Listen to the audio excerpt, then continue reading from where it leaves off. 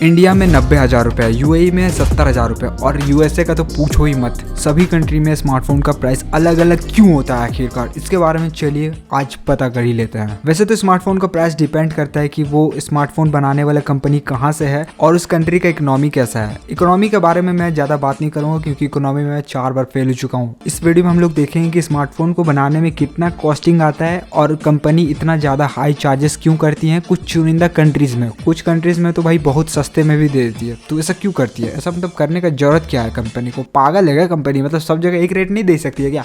सभी कंपनी का main motive ये रहता है कि भाई कम से कम रेट में फ़ोन बनाओ, ज़्यादा से ज़्यादा रेट में फ़ोन को बेच दो।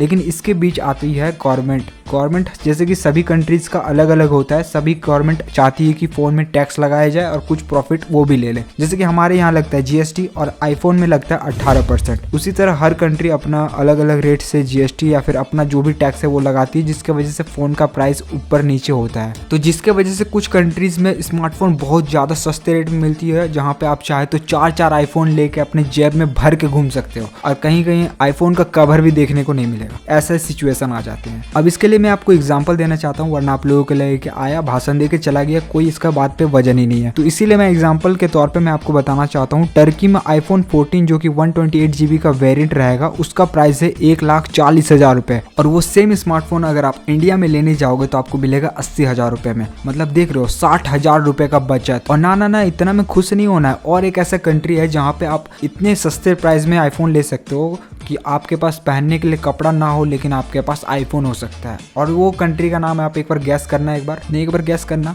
नहीं कर पाए, कोई बात नहीं, मैं बताता हूँ। वो है यूएसए। यूएसए में आपको आईफोन 14 मिलेगा सिर्फ और सिर्फ 70,000 रुपये में। क्या हुआ, आपको लगा और कम है? नहीं भैया, उतने कम में वो कहाँ से ला सकता है स्मार्टफोन? उतना भी सस्ता नहीं है। लेकिन अगर आप इसे टर्की के प्राइस से कंपेयर करो तो आपको सीधा 50% का बचत होता है। तो वो भी तो देखो, ठीक है।